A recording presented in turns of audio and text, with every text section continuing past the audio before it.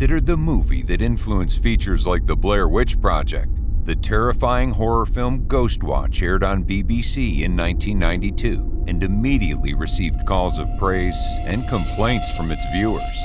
Some people called the film a mockumentary because it managed to convince viewers that the hauntings were real. Ghostwatch has since become a cult classic, with its passionate fan base talking about the films years and years after its release. But what exactly was it about Ghostwatch that made it so believable? Is it possible that a ghost could cross over cameras and televisions to haunt an entire country?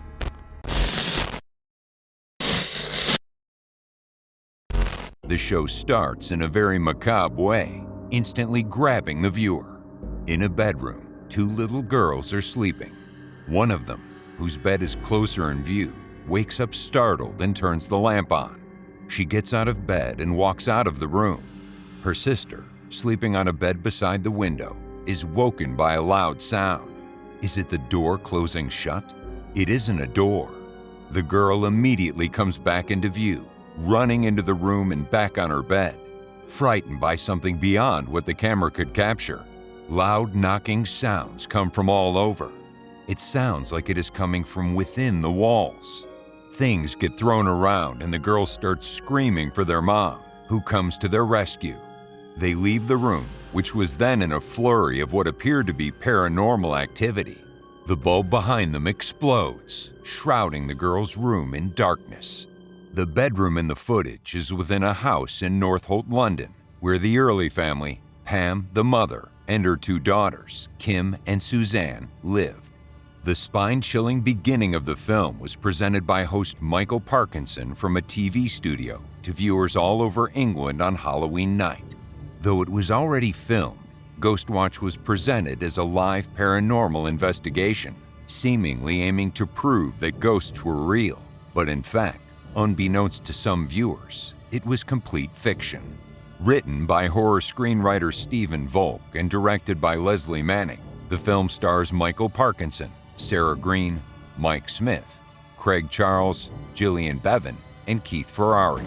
One of the elements that made the film extremely scary and believable was the technology used to depict the ghost.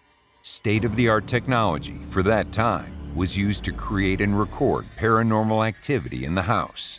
A major feature of the movie was the thermographic camera, which picks up body temperature. It was used around the house and was supposed to pick up images of the ghost. Although it didn't really capture images of ghosts, the camera was handy when all the lights went out near the end.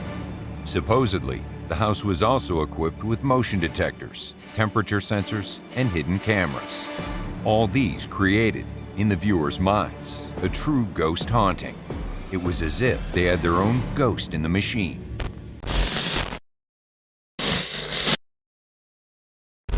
Ghostwatch is a combination of poltergeist activity, haunting, and a possession. For those of you who might not be familiar, poltergeists are ghosts that are able to move objects. They are understood to be very aggressive and are known to hurt people. When Kim and Suzanne asked their mother what all those scary noises coming from their walls were, Pam said it was their pipes. So the girls began calling the ghost Pipes. Pipes is the main ghost of the story and was played by Keith Ferrari. According to Ferrari's trivia page on IMDb, the makers of Behind the Curtains 2012, a film about Ghostwatch, wanted to find Ferrari for an interview but were unable to locate him.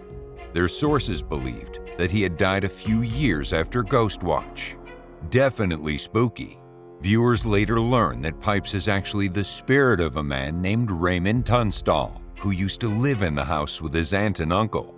Tunstall was psychologically unstable and believed that he was haunted by the spirit of Mother Seddons, a baby farmer, which was the Victorian term for a nanny, or a person who took care of people's children for a fee. Sometimes baby farmers would be with a child for months or years. Mother Seddons was said to have committed terrible crimes against children. In the other half of the movie, it appeared that Kim was also possessed by the spirit of Pipes. She shows wounds and scratches on her face, becomes more withdrawn and hostile towards her family and the film crew.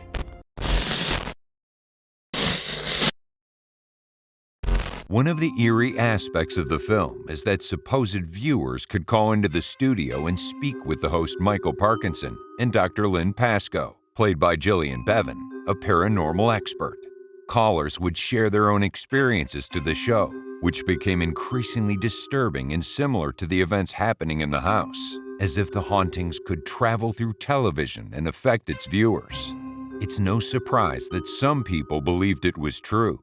To them, the show had a direct effect on its viewers everywhere.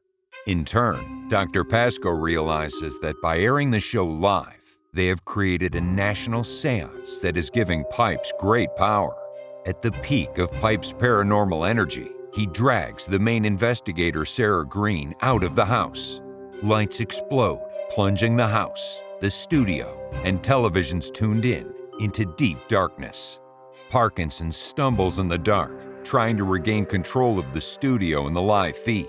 Confused, he reads a children's rhyme on the teleprompter, "Round and round the garden." His voice then turns into the gravelly, deep voice of Pipes, asking the viewers if they believe the story about Mother Seddons.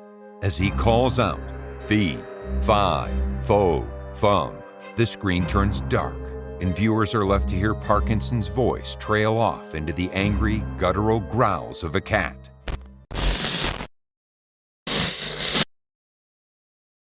Leslie Manning and the entire cast, in an article published by The Guardian in October 2020, explained the process with which Ghostwatch was produced.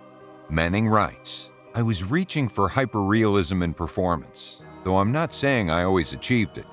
Manning considered making Pipes appear exactly 13 times through the movie, but decided when editing that some could be cut back. Early in the film, a viewer calls into the studio and tells Parkinson and Dr. Pascoe that there was a figure standing behind the curtains. A dark figure, which the viewer referred to as she. Could this have been an appearance by Mother Seddon? Some viewers believed it so much, they thought so. Gillian Bevans, who played Dr. Pascoe, remarked how the cast and crew weren't prepared for the reaction Ghostwatch received from people who didn't realize the film was fictional. Bevans also adds that the film, which was under budget, had 11 million viewers. Even then, a BAFTA nomination for both Manning and the producer, Ruth Baumgarten, was silently crushed. Finally, she notes that the film does have a passionate following. Some Ghostwatch fans weren't even born when it was aired in 1992. As well as the behind-the-scenes documentary Ghostwatch Behind the Curtains, a website of the same name is very much active. It tracks other shows that make reference to the film, shares publications and productions related to it. Fans and members also hold national seances inspired by the film. The most recent happened on October 31st, 2020. With dedicated and attentive fans, Ghostwatch is considered by many critics as a cult classic that went on to inspire some of the greatest horror movies in history. It actually reminds me of James Wan's incredibly scary movie, Conjuring 2, and was in turn based on the true story of the Enfield poltergeist in London. From the house to what appears to be a single mother protecting her children from a malevolent ghost, Mother Seddon as Valak, and Pipes as Billy the Ghost, the parallels are just too much to ignore. It's kind of funny that BBC was able to create an April Fool's prank on Halloween, a happy accident, as director Manning puts it. But what makes it dark and unfortunate is that the film was maybe made too well, as it had an incredibly deep impact on some viewers. In one case, an 18-year-old boy named Martin Denham was so affected by the show that he ended up taking his own life. In a note he left his family, he was supposed to have said, "If there are ghosts, I will be with you always as a ghost." Ghostwatch, at the time of its airing, received 30,000 phone calls and prompted a 10-year ban from ever being shown again. In 2017, the film became available for viewing at the horror streaming website Shudder. The effects the film had on its viewers and its legacy is complicated. It also says something about film production, and viewing nearly 30 years ago, watching it now, it's so obvious that the documentary is fake. Proven to be a feat of television technology and excellent production, Ghostwatch has also surely influenced plenty of great films in the found footage genre. Have you had the chance to see the entire film? What do you think of its hyperrealism? Let us know your thoughts in the comments below.